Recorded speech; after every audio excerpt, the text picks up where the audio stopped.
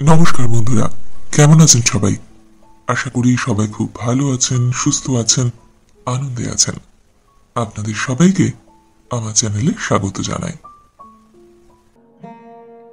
আমাদের পারস্পরিক সম্পর্ক বিশ্বাস ও সততার ভিতের উপর দাঁড়িয়ে। এই ভিত যখন টলে, সম্পর্কে হিসেব নিকেশ শুরু হয়ে যায়। এমনই এক গল্প আজ আপনাদের শোনাবো। লেখক মানিক বন্দ্যোপাধ্যায়ের কলমে দোকানির বউ। আপনারা অনেকেই গল্প শুনে মতামত জানাচ্ছেন, খুব ভালো লাগছে। গল্প ভালো লাগলে লাইক ও শেয়ার অবশ্যই করবেন। আর হ্যাঁ, পরবর্তী গল্প শোনার জন্য সাবস্ক্রাইব করতে ভুলবেন না।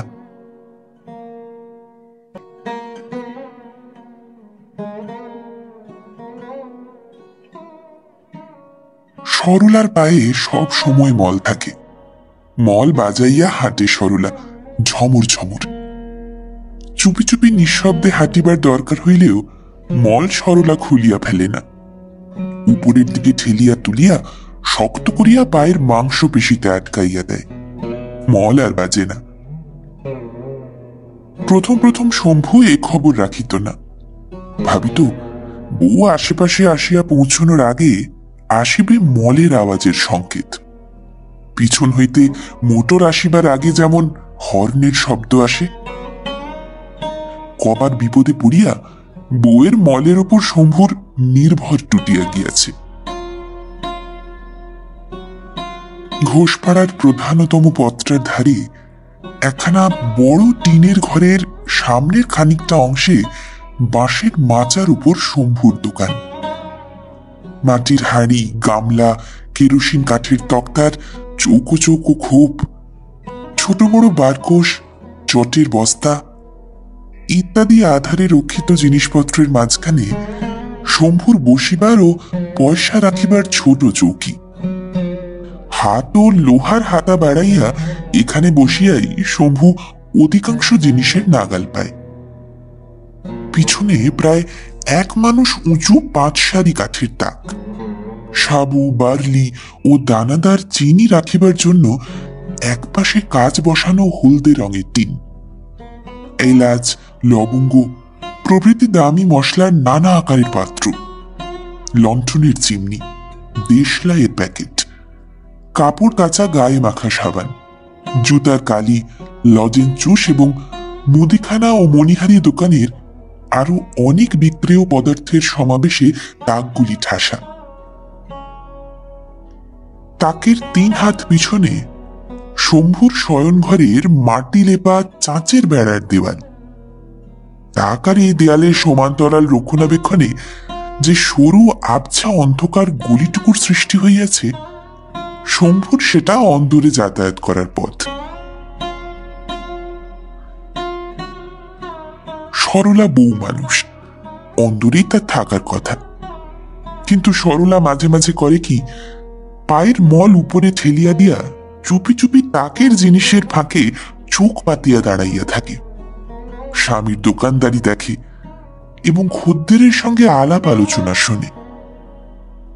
বাড়িতে শম্ভু খুব নিরীহ শান্ত প্রকৃতির চুপচাপ মানুষ, কিন্তু দোকানে বসিয়া খদ্দেরের সঙ্গে তাকে কথা বলিতে ও হাসি তামাশা করিতে দেখিয়া সবলা অবাক মানে। মানুষ বুঝিয়া এমন সব হাসির কথা বলে শম্ভু যে তাকের আড়ালে সবলার হাসি চাপিতে প্রাণ বাহির হইয়া যায়। ক্রেতারা যদি পুরুষ হয় তবেই শম্ভুর ব্যবহারে এরকম মজা লাগে সরলার। কিন্তু দুঃখের বিষয়, শম্ভুর দোকানে শুধু পুরুষেরাই জিনিস কিনিতে আসে না। বেচা কেনা শেষ হওয়া পর্যন্ত সবলা অপেক্ষা করে। তারপর পায়ের মলগুলি আলগা করিয়া দেয় এবং মাটিতে লাথি মারার মতো জোরে জোরে পা ফেলিয়া ঝমর ঝমর মল বাজাইয়া অন্দরে যায়। শম্ভুও ভিতরে আসে একটু পরেই। দেখিতে পায় উনান নিবিয়া আছে, ভাত ডালের হাঁড়ি গড়াগড়ি দিতেছে উঠানে, আর স্বয়ং সবলা গড়াইতেছে রুয়াকে। অন্য দুর্লক্ষণগুলি শম্ভু তেমন গুরুতর মনে করে না। ঘরে 3 পুরুষের পালঙ্কে প্রশস্ত সুখসজ্জা থাকিতে রোয়াকে ছেঁড়া মাদুরে কালা কানা বোবা ও বিকৃত মুখে সরলাকে পড়িয়া থাকিতে দেখিয়াই সে কাবু হইয়া যায়। তারপর অনেকক্ষণ তাকে ওজন করিয়া কথা বলিতেও সোহাগ জানাইতে হয়। একটা মানুষকে একটু হাসানোর মধ্যে যে দোষের কিছুই নাই, আরো একটা মানুষ যে কেন তা বুঝিতে পারে না বলিয়া অনেক আফসোস করিতে হয়, আর অজস্র পরিমাণে খরচ করিতে হয় দোকানে বিক্রির জন্য রাখা লজেঞ্চুস। সরলা একেবারে লজেঞ্চুস খাওয়ার রাক্ষসী, তাও যদি কম দামি লজেঞ্চুস খাইয়া তার স্বাদ মিটিত। পয়সায় যে লজেঞ্চুস শম্ভু দুটির বেশি বিক্রি করে না, কেউ 4 পয়সার কিনিলেও একটি ভাউও দেয় না, সেইগুলি সরলার গোগ্রাসে গেলা চাই। তারপর সরলার কানাত্ম কালাত্ম ও বৌবাত্ম ঘুচে এবং রাগের আগুন নিবিয়া যায়।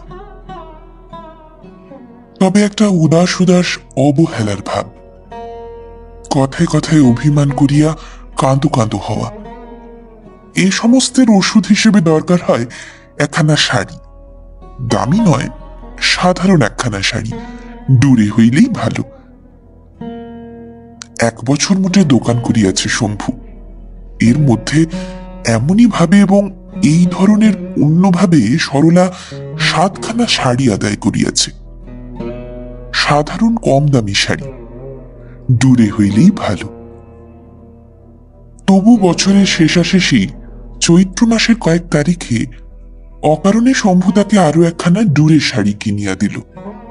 বলিল অবশ্য যে ভালোবাসিয়া দিয়াছে। একটু বাড়াবাড়ি রকমের ব্যগ্রতার সঙ্গে একটু বাড়াবাড়ি রকম স্পষ্ট করিয়াই বলিল, কিন্তু বিনা দোষে 7 বার জরিমানা আদায়কারিনী বউকে এরকম কেউ কি দেয়? যাই হোক, শাড়ি পাইয়া এত খুশি হইল সরলা যে আর একদণ্ড স্বামীর বাড়িতে থাকিতে পারিল না। বেড়ার ওপাশে শ্বশুর বাড়িতে গিয়া হাজির হইল।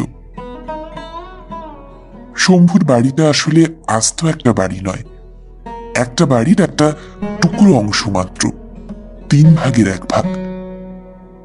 দোকান ঘর ও শয়ন ঘরে ভাগ করা বড় ঘরখানা।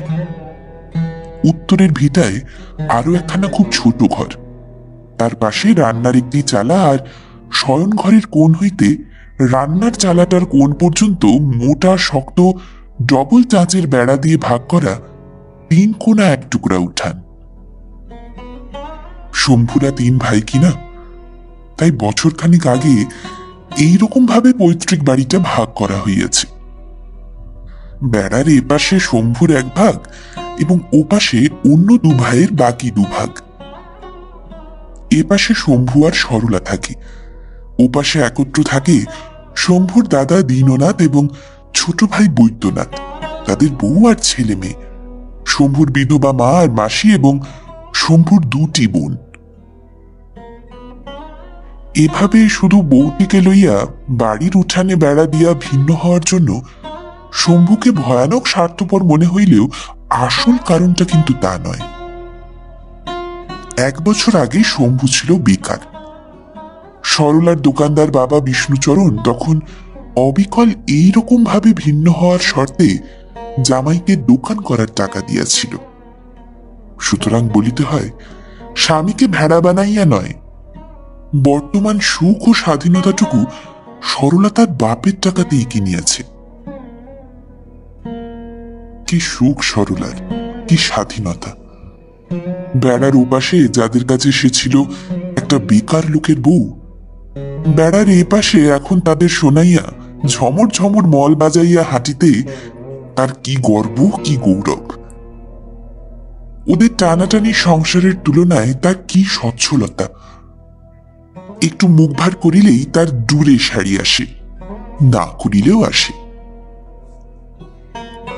সরলার পরনে নূতন দূরে শাড়িখানা দেখিয়া বেড়ার ওপাশের অনেকে অনেক রকম মন্তব্য করিল। তার মধ্যে সবচেয়ে কড়া হইল ছেঁড়া ময়লা কাপড় পরা বড় যা কালির মন্তব্য। শীর্ণ মুখে ঈর্ষা বিকীর্ণ করিয়া বলিল, নাচনেওয়ালি সেজে গুরুজনদের সামনে আসতে তোর লজ্জা করে না মেজবু? যা যা, নাচ দেখিয়ে ভোলাকে যা স্বামীকে। ছোট যা খেন্তির মাথায় একটু ছিট আছে, কিন্তু ঈর্ষা নেই। সে খিলখিল করিয়া হাসিয়া বলিল, ঝমঝম যা মল বাজে সারাদিন, মেজদি নিশ্চয়ই দিন রাত্রির নাচে দিদি। পান খাবে মেজদি? হঠাৎ ভাসুরের আবির্ভাব ঘটায় লম্বা ঘুমটা টানিয়া সরলা একটু মাথা নাড়িল। দীননাথ গম্ভীর গলায় বলিল,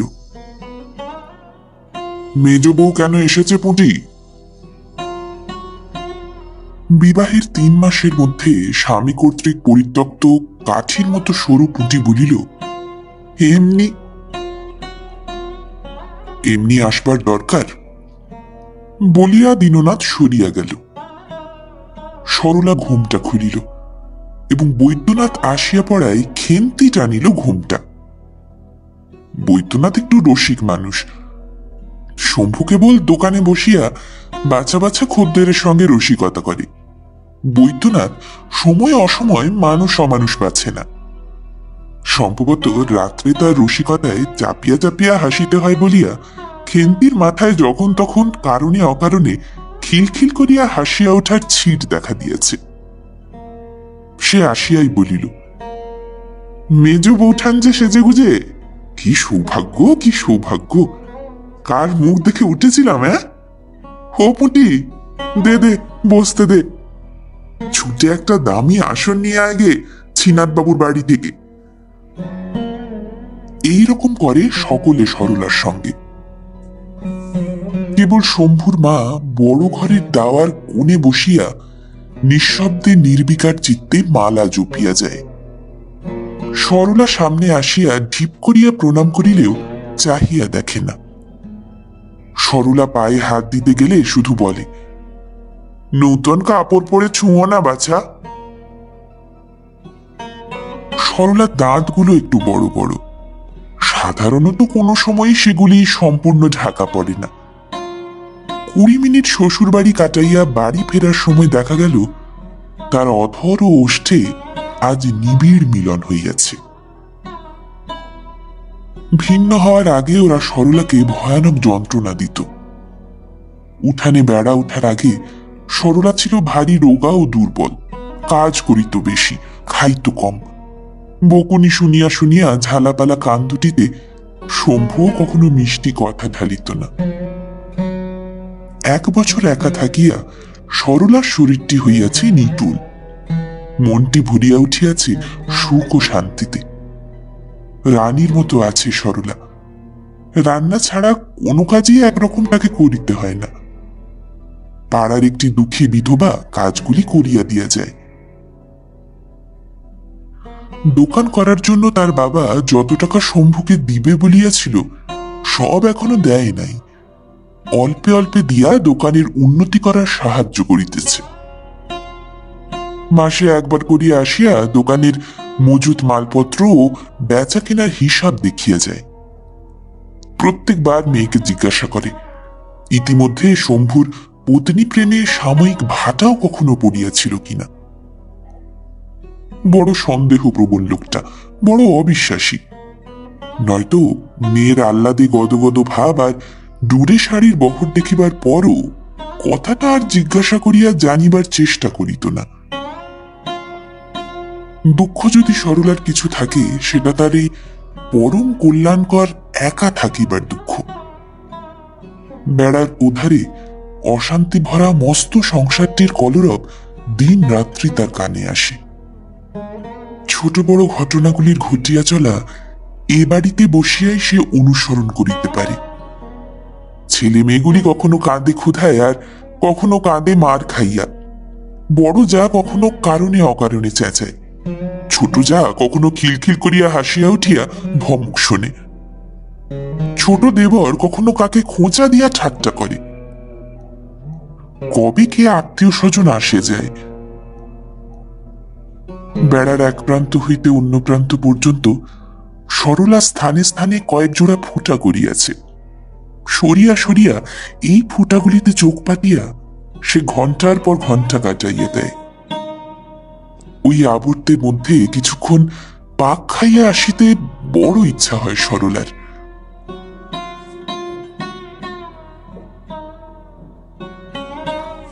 নিজের বাড়ি আসিয়া সে দূরে শাড়ি ছাড়িল না, রান্নার আয়োজন করিল না।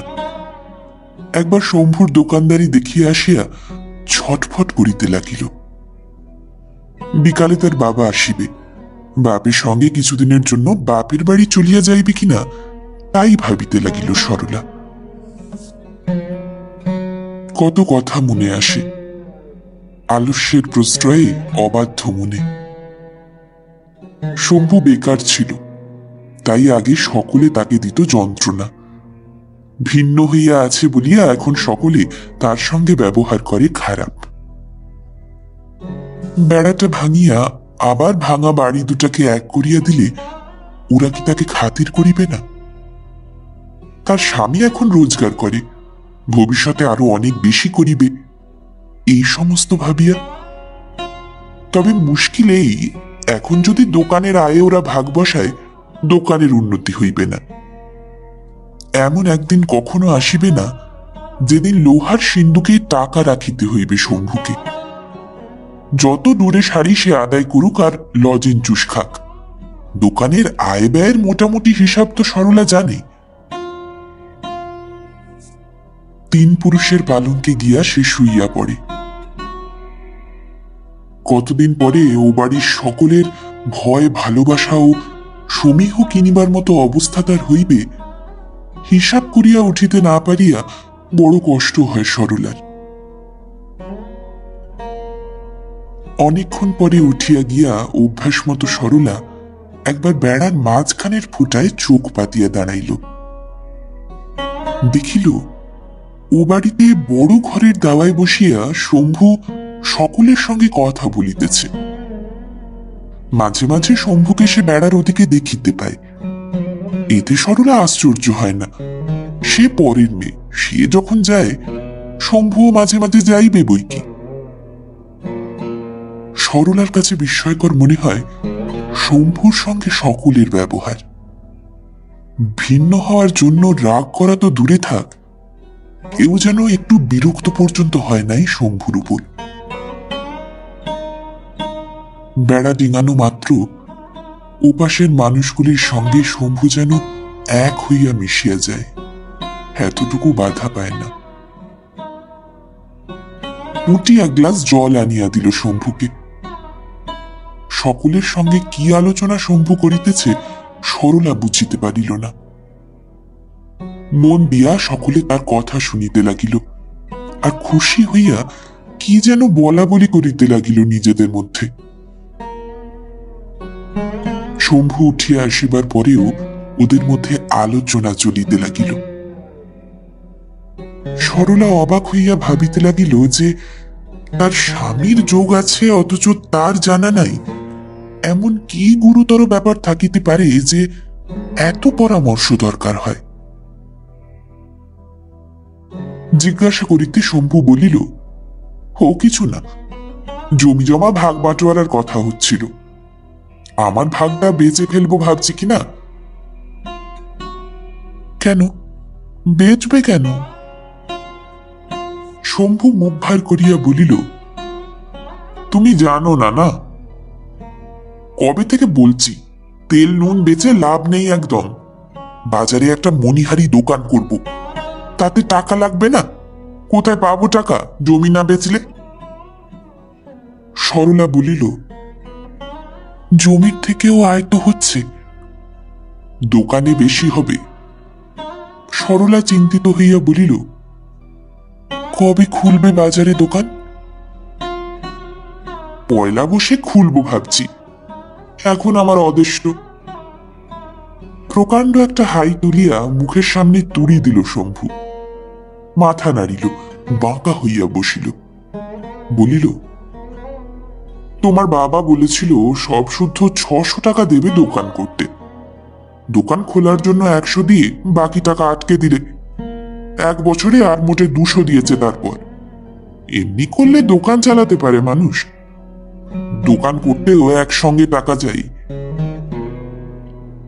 মনে মনে একটা জটিল হিসাব করিয়া সরলা বলিল, বাবা তো আসছে আজ, বাবাকে বলবো? শম্ভু বিষণ্ণ মুখে বলিল, বলে কি হবে, 20-30 টাকা বেশি একসঙ্গে দেবে না।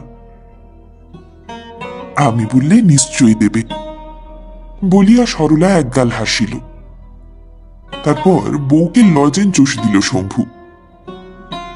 কালো গালে অদৃশ্য রং আনিল, আর ফিসফিস করিয়া নিজের গোপন মতলবের কথা বলিতে লাগিল।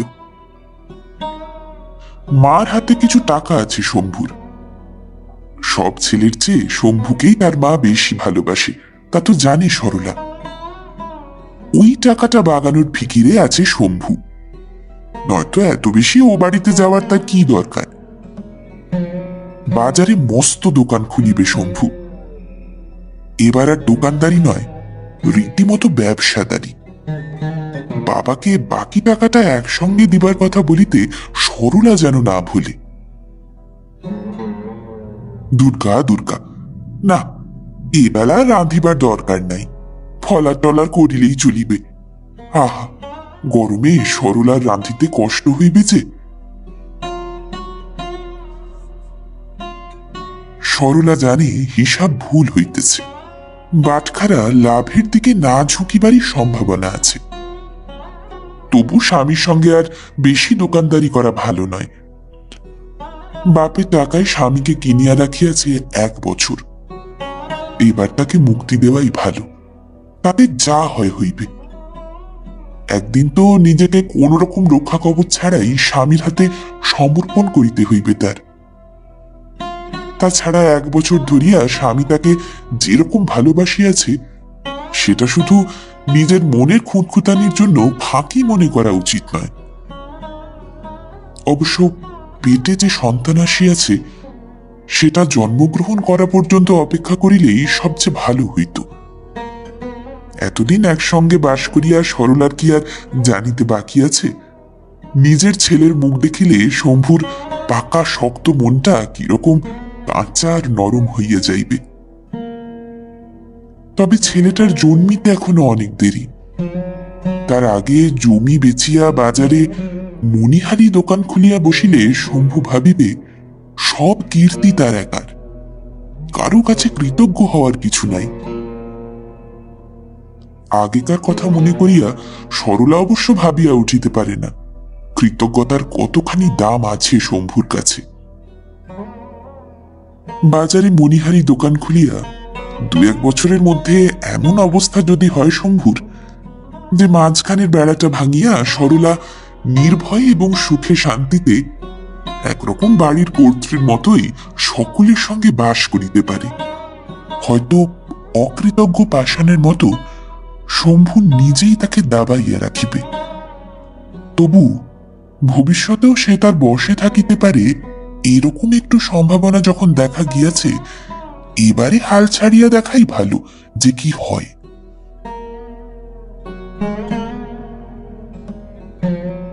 সরলার সন্দেহপ্রবণ অবিশ্বাসী বাবা মেয়ের অনুরোধ শুনিয়া প্রথমটা একটু ভড়কাইয়া গেল। একসঙ্গে 300 টাকা, জামাইকে আর 1টি পয়সাও না দিবার কথাই সে ভাবিতেছিল।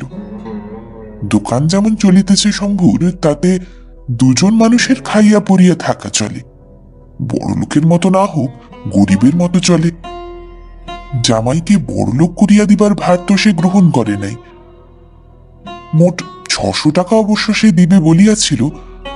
তবে সংসারে কত সময় মানুষ অমন কত কথা বলে, সব কি আর চোখ কান বুঝিয়া অক্ষরে অক্ষরে পালন করা উচিত না? তাই মানুষ পারে, অবস্থা বুঝিয়া করিতে হয় ব্যবস্থা। তাছাড়া বাজারে মণিহারি দোকান খোলার মতো দুর্বুদ্ধি যদি শম্ভু করিয়া থাকে। কাঁদিয়া কাটিয়া সরলা অনর্থ করিতে থাকে। কত কষ্টে বাপের কাজ হইতে টাকাটা সে আদায় করিয়া দিতেছে, শম্ভুকে তা বোঝানোর চেষ্টা যতটা দরকার ছিল তার চেয়ে বেশি কাঁদা কাটা করে। দেবে বলেছিলে, এখন দেবে না বলছো বাবা? বলিতে বলিতে দুঃখে অভিমানে বুকটাই যেন ফাটিয়া যাইবে সরলার। একসঙ্গে ৩০০ টাকা দেওয়া সরলার বাবার পক্ষে সহজ নয়। তবু একবেলা মেয়ের আক্রমণ প্রতিরোধ করিয়া সে হার মানিল। ছেলে তার আছে ৩টা, কিন্তু আর মেয়ে নাই। সরলা তার একমাত্র মা মরা ছোট মেয়ে।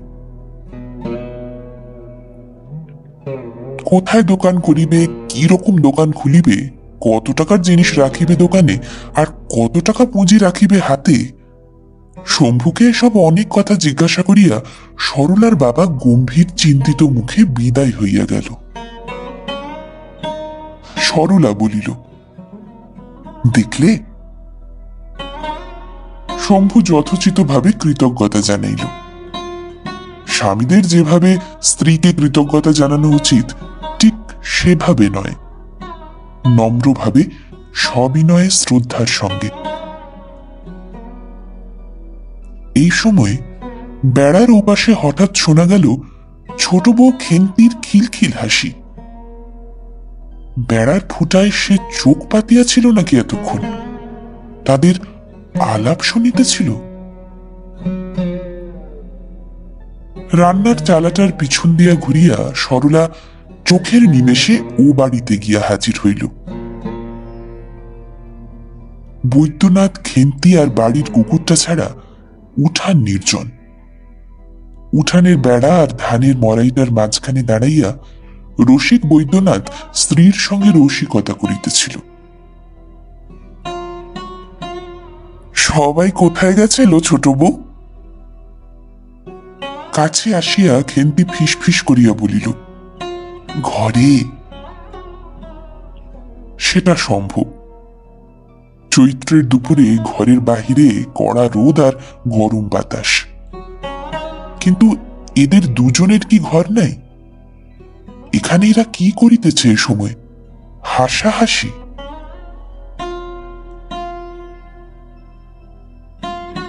নিজের বাড়িতে ফিরিয়া বারান্দা ছাড়িয়া এবার সরলা ও শম্ভু ঘরে গেল। ৩ পুরুষের পুরনো পালঙ্কে শুইয়া সরলা চোখ বুঝিল। শম্ভু বসিয়া বসিয়া টানিতে লাগিল তামাক। নিজেই তামাক সাজে কিনা শম্ভু এত বেশি তামাক দেয় যে শেষ হইতে হইতে দুপুরে এবং রাত্রে দুবেলায় সরলার ধৈর্যচ্যুতি ঘটে। আজ দেখা গেল সে ঘুমাইয়া পড়িয়াছে।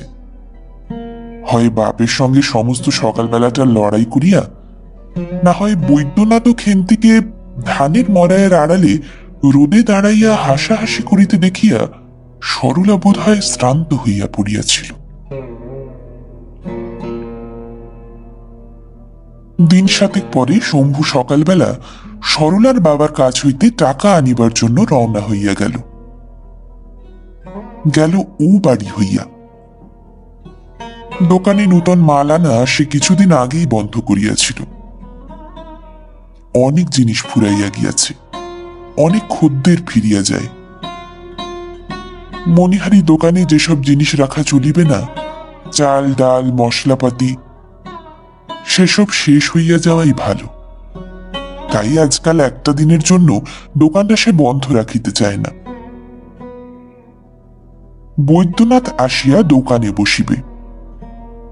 বেকার রসিক বৈদ্যনাথ, শম্ভুর যে ছোট ভাই এবং যে দুপুর রোদে উঠানে ধানের মরায়ের আড়ালে দাঁড়াইয়া বউয়ের সঙ্গে হাসাহাসি করে।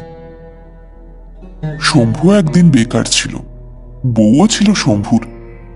ছ্যাকড়া গাড়ির ঘোড়ার মতোই হাড্ডিসার হোক, বউ বউ।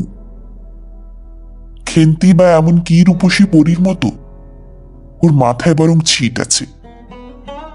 1 বছর আগেকার সরলার মতো কম খাইয়া বেশি খাটিতে খাটিতেও কারণের চেয়ে অকারণেও বেশি খিলখিল করিয়া হাসে।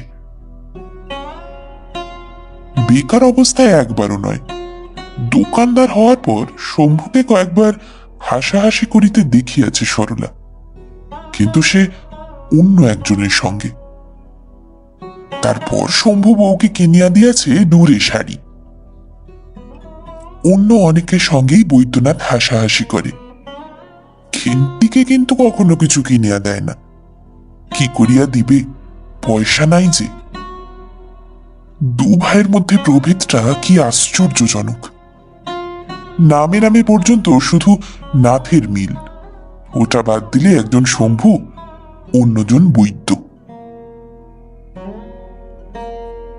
মল না বাজাইয়া দোকানে তাকের আড়ালে দাঁড়াইয়া সরলা বৈদ্যনাথের অনভ্যস্ত দোকানদারি দেখে। মালপত্রের অভাবে কেমন ফাঁকা ফাঁকা লক্ষ্মী ছাড়া মনে হয় দোকানটা। কদিন হইতেই মনটা ভালো ছিল না সরলার। উঁচু দাঁত দুটি অনেক সময় ঢাকা পড়িয়া যাইতেছিল। পাকা দোকানির মেয়ে সে, কাঁচা দোকানির বউ।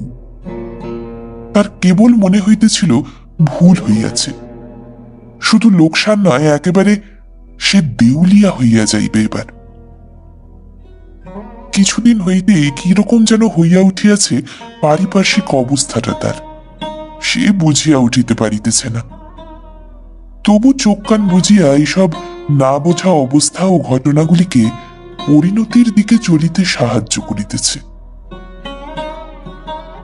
আজকাল শম্ভু ঘন ঘন ও বাড়িতে যাওয়া আসা শুরু করিয়াছে, ভাইদের সঙ্গে পরামর্শ করিতেছে।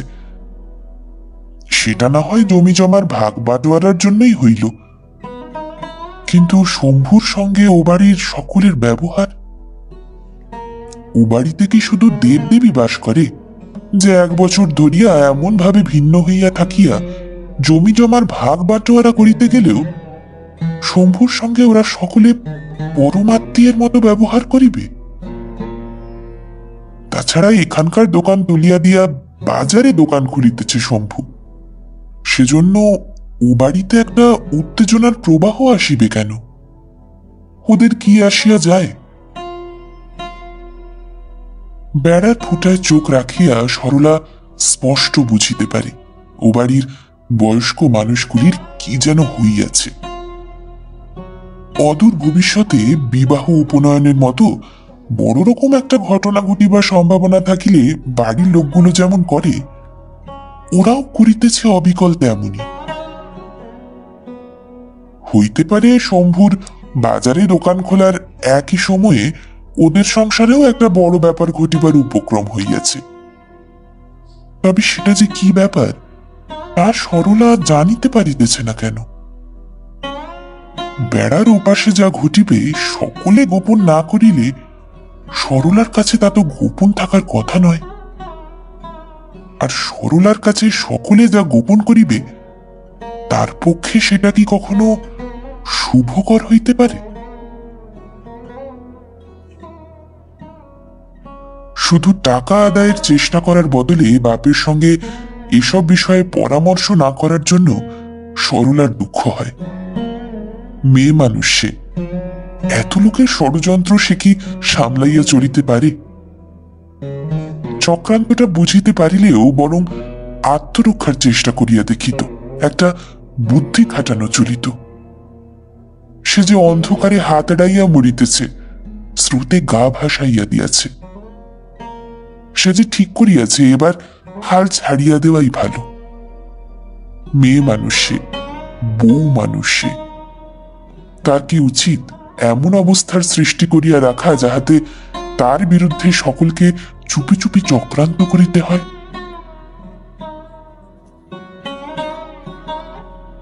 দোকানে খদ্দের নাই দেখিয়া একসময় সে বৈদ্যনাথকে ভিতরে ডাকিল। আচ্ছা ঠাকুরপো, ও তোমাদের বাড়ি গিয়ে কি সব বলতো বলতো? রসিক বৈদ্যনাথ বলিল, তা জানো না মেজ বৌঠান, তোমার নিন্দে করত। তুমি নাকি দাদার এক কান ধরে ওঠাও আর আরেক কান ধরে বসাও। কানের ব্যথায় সরলা রাগিয়া বলিল, চাষার মতন কথাবার্তা হয়েছে তোমার বাপু, এদিকে 1 পয়সা রোজগার নাই, কথা শুনলে গা জ্বলে মানুষের। বিক্রির পয়সা থেকে আজ কত গাপ করবে তুমিই জানো। কদিন আগে ধানের মরাইয়ের আড়ালে বউয়ের সঙ্গে হাসাহাসি করার পুরস্কার পাইয়া বৈদ্যনাথ দোকানে গিয়া বসিল। সরলা গালে হাত দিয়া রোয়াকে বসিয়া ভাবিতে লাগিল ভবিষ্যতের কথা। বড় ভাই উকিলের মুহুরি। পাত্র নিজে একটা পাশ দিবার 2 ক্লাস নিচে পর্যন্ত পড়িয়া একটা আড়তে হিসাব লেখার কাজ করে।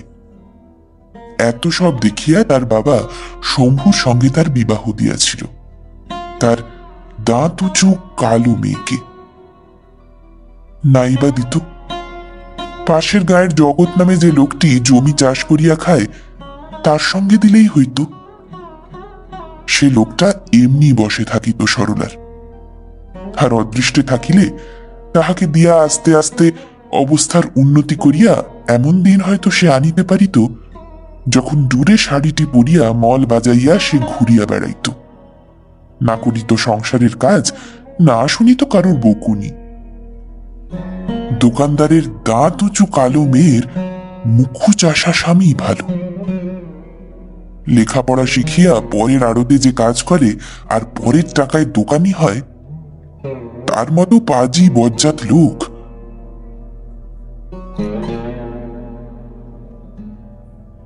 পরদিন অনেক বেলায় শম্ভু ফিরিয়া আসা মাত্র সরলা টের পাইল যে লোকটা কাল বাড়ি ছাড়িয়া গিয়াছিল অবিকল সেই লোকটাই ফিরিয়া আসে নাই।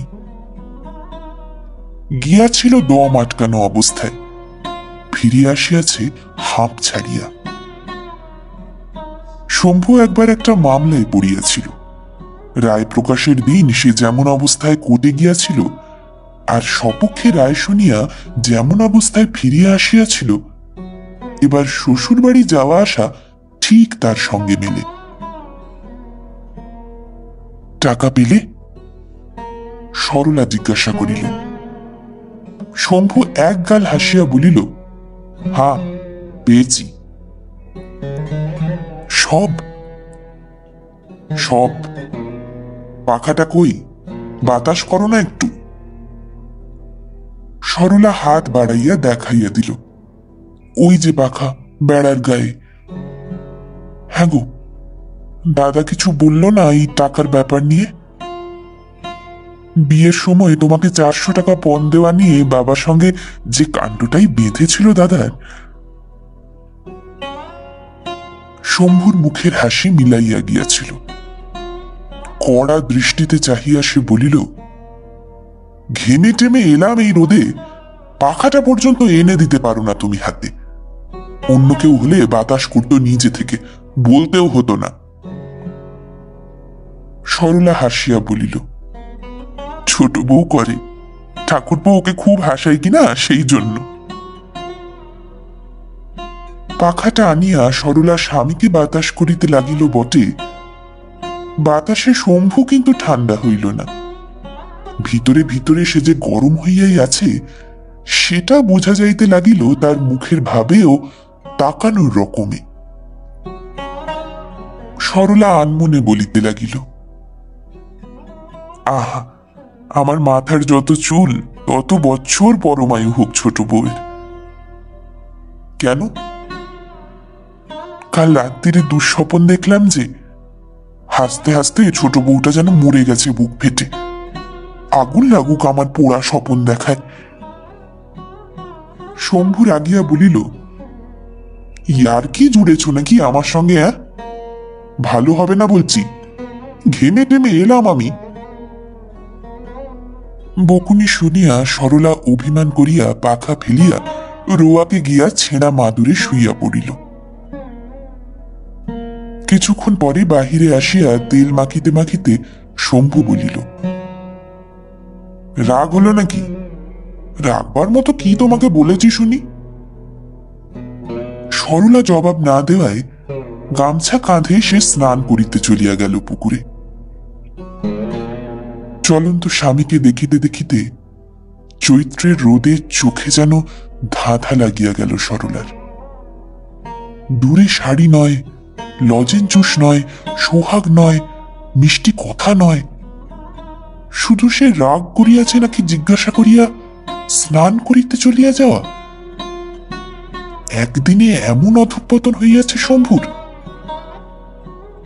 কে জানে স্নান করিয়া আসিয়া খাইতে বসিয়া ডাল পোড়া লাগার জন্য সরলাকে হয়তো আজ সে গালাগালি পর্যন্ত দিয়া বসিবে। সব কথা খুলিয়া বলিয়া বাবার সঙ্গে পরামর্শ না করিয়া কি ভুলই সে করিয়াছে।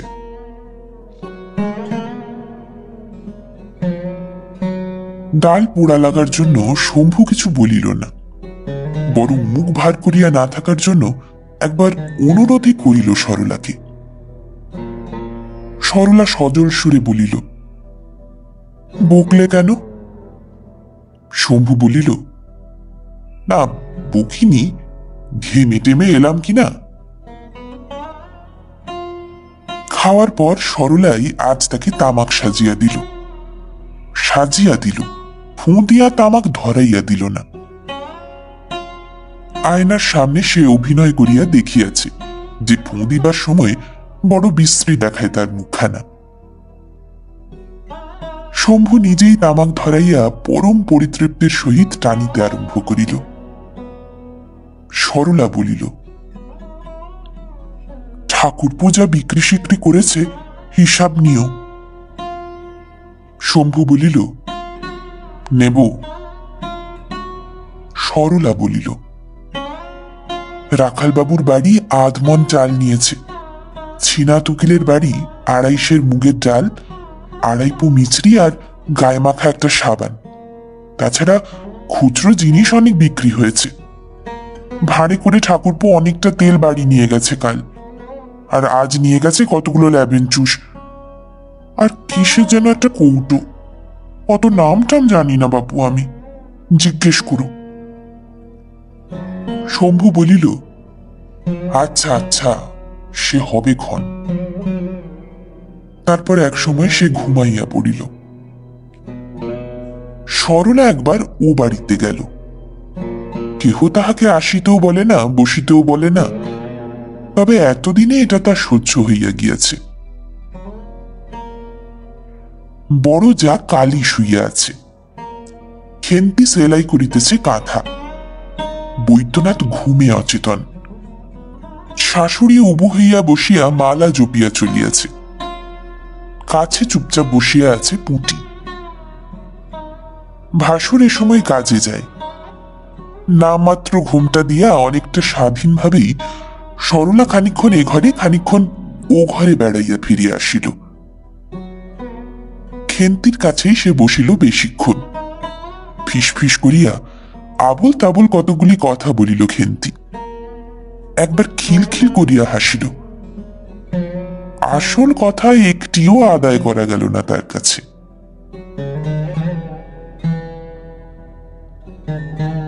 বাড়ি আসিয়া পালঙ্কে উঠিয়া সরলা বসিয়া রহিল। টাঙানো বাঁশে সাজানো জামা কাপড়গুলি জোর বাতাসে দুলিতেছে। ওর মধ্যে সরলার দূরে শাড়ি দুখানাই দৃষ্টি আকর্ষণ করে বেশি। কাত হইয়া শুইয়া আছে শম্ভু। চওড়া পিঠে শয্যায় বিছানো পাটির ছাপ। সরলা বিছানায় উঠিবার পর সে পাশ ফিরিয়াছে। সরলার দিকে নয়, ওদিকে। কে জানে এটা তার ভাগ্যেরই ইঙ্গিত কিনা। এরকম কত ইঙ্গিত ভাগ্য মানুষকে আগে ভাগে করিয়া রাখে। শম্ভুর সঙ্গে সম্বন্ধ হওয়ার ঠিক আগে সোনারপুরে তার জন্য খুব ভালো একটি পাত্র দেখিতে বাহির হওয়ার সময় তার বাবা চৌকাঠে হোঁচট খাইয়াছিল। আগের বারের ছেলেটা তার পেটের মধ্যে যেদিন মরিয়া গিয়াছিল, তার আগের রাত্রে একটা পেঁচা ঘরের পিছনে আম গাছটায় ডাকিয়া ডাকিয়া ভয় তাহাকে আধমরা করিয়া দিয়াছিল। সরলা হঠাৎ শক্ত হইয়া যায়, লম্বাটে হইয়া যায় তার মুখখানা। বেড়ার গায়ে ঠিক এমনই সময়ে একটা টিকটিকিও যে ডাকিয়া উঠিল আজ। মাগো, না জানি কি আছে সরলার কপালে।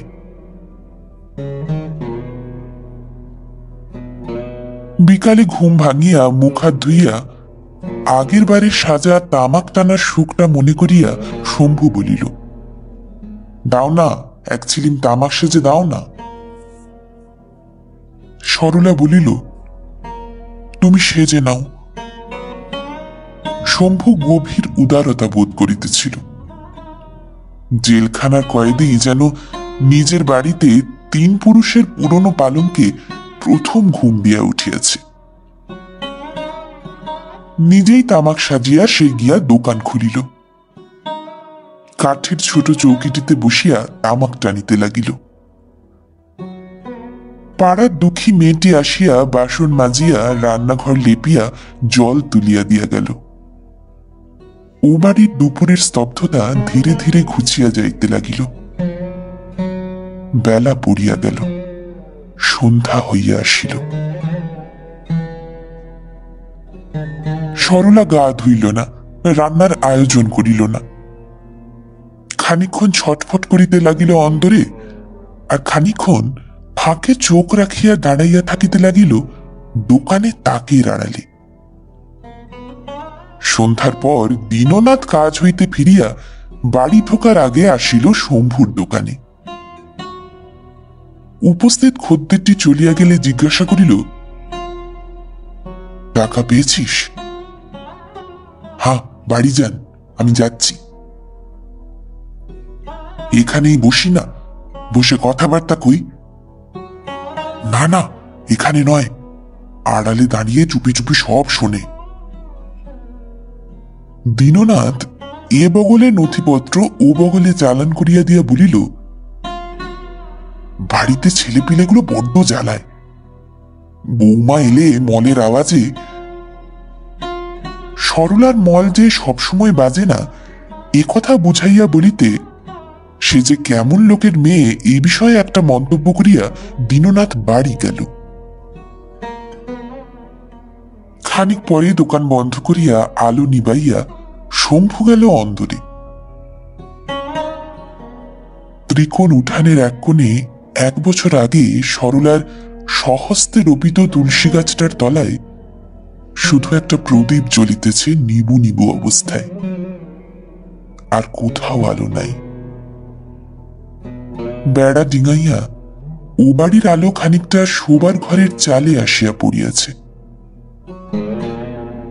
ঘরে গিয়া একটা দেশলাইয়ের কাঠি জ্বালাইয়া সরলা যে খাটে শুইয়া আছে শম্ভু তাহাও দেখিয়া লইল, একটা বিড়িও ধরাইয়া লইল।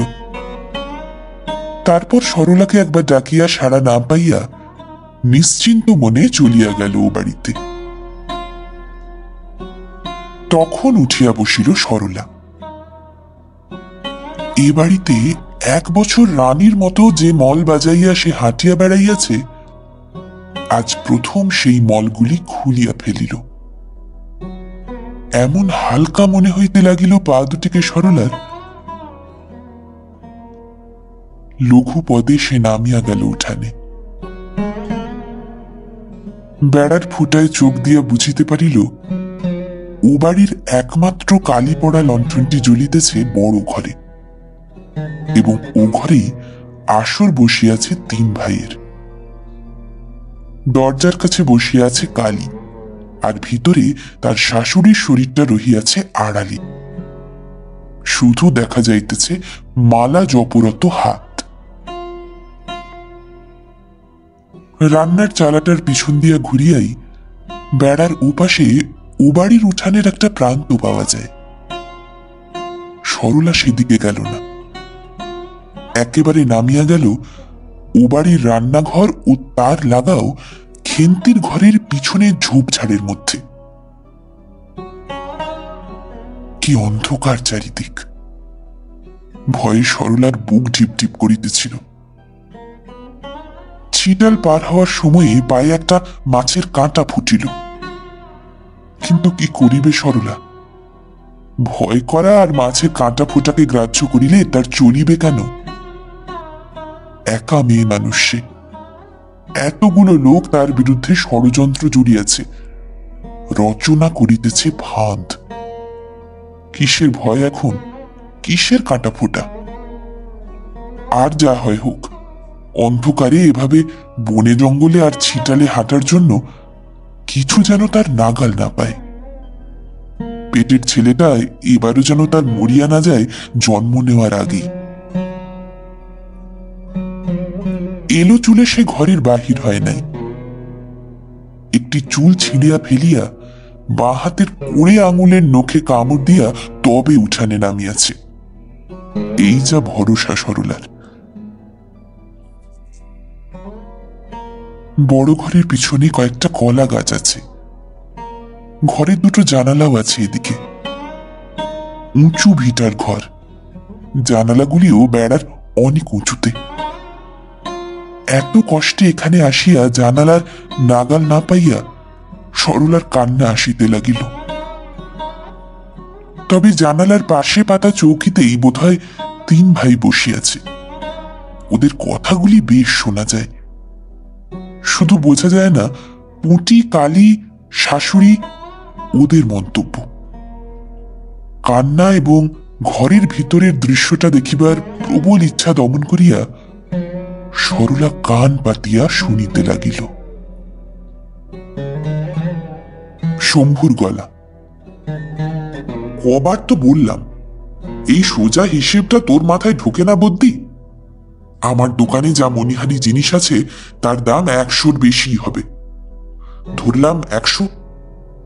মাল না কেনার জন্য হাতে জমেছে 102-5 টাকা। ধরলাম 100, আর শ্বশুর মশাই দিয়েছে 300।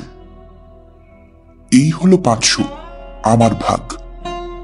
তুই আর দাদা 500 করে দিলে হবে 1,500। 1000 টাকায় দোকান হবে, হাতে থাকবে 500।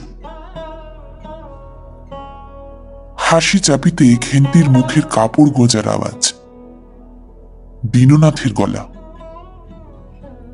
বৌমা, বেহায়াপনা করো না বৌমা। কি জানিস শম্ভু, বড় বউয়ের সব গয়না বেচে আর কুড়িয়ে বাড়িয়ে আমি না হয় 500 দিলাম। বদ্যি অত টাকা কোথায় পাবে? ছোট বৌমার গয়না বেচলে তো অত টাকা হবে না। বৈদ্যনাথের গলা। 100-3 হয় তো ঢের, তবে আমার বিয়ের আংটি বেচলে। শম্ভুর গলা।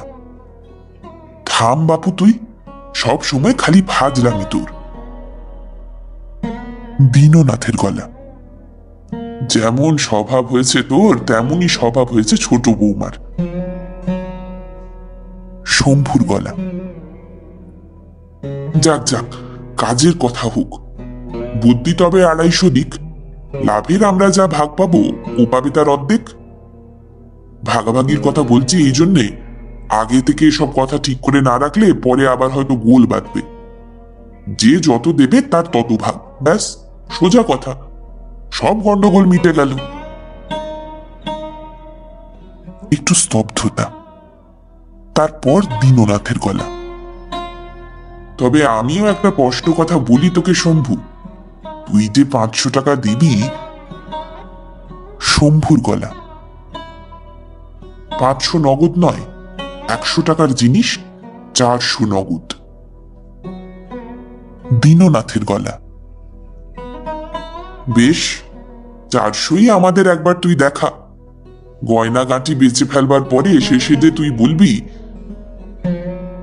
শম্ভু ক্রুদ্ধভাবে বলিল, আমাকে বুঝি বিশ্বাস হয় না আপনার? ভাবছেন আমি ভাওতা দিয়ে? 4-5টি গলার প্রতিবাদ। শম্ভুর গলা আরো ক্রুদ্ধ। সকলকে সমান সমান ভাগ দিতে চাচ্ছি কিনা তাই আমাকে অবিশ্বাস। আমি যেন একা গিয়ে দোকান করতে পারিনি। 500 টাকা নিয়ে যদি আমি দোকান খুলি, 1 বছরে 1000 টাকা লাভ করব। না আসতে চাও তোমরা, নাই আসবে, চাই না তোমাদের টাকা। কোলাহল, কলহ, কড়া কথা, মধ্যস্থের গোলমাল থামানোর চেষ্টা। খানিক্ষণ বাজে ব্যক্তিগত কথা, আবার ঝগড়া বাঁধিবার উপক্রম। তারপর আবার শম্ভুর গলা। বেশ, কাল সকালে টাকাটা দেখাবো। দীননাথের গলা। গজেন শাকরার সঙ্গে কথা কয়ে এসেছি, 29.5 দর দেবে বলেছে। কাল কাজে না গিয়ে গয়নাগুলোর ব্যবস্থা করব। যা লোকসানটাই হবে। এমনি শোনা হয় আলাদা কথা, তৈরি গয়না বেচার মতো মহা পাপ আর নাই। বৌমা বুঝি রাঁধেনি আজ? এখানেই তবে তুই খেয়ে নে শম্ভু। ও পুঁটি, ঠাঁই করে দে তো আমাদের।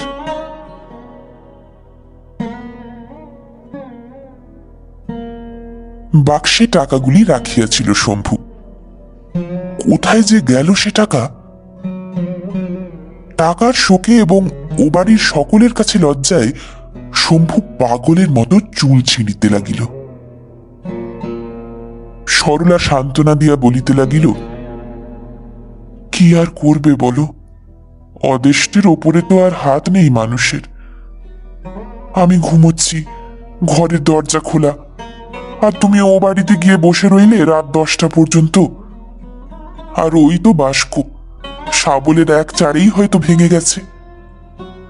আমারই বা কি ঘুম, একবার টের পেলাম না। দু চোখে সন্দেহ ভরিয়া চাহিয়া শম্ভু বলিল,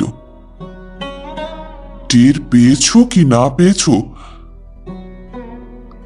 সরলা তাড়াতাড়ি বলিল, এমন করো না লক্ষ্মী, যেমন দোকান করছিলে তেমনই করো এখন। বাবাকে বলে আরো কিছু টাকা। আর কি টাকা দেবে তোমার বাবা? সহজে কি দেবে? আমি কাঁদা কাটা করলে। ঝমর ঝমর মল বাজাইয়া গিয়া সরলা স্বামীকে এক বাটি মুড়ি ও খানিকটা গুড় আনিয়া দিল। সস্নেহে বলিল, খাও, না খেলে কি টাকা ফিরে পাবে? বাবা টাকা যদি নাই দেয়। দেবে ঠিকই, যদির কথা বলছি। আমি গয়না বেচে তোমার টাকা দেব।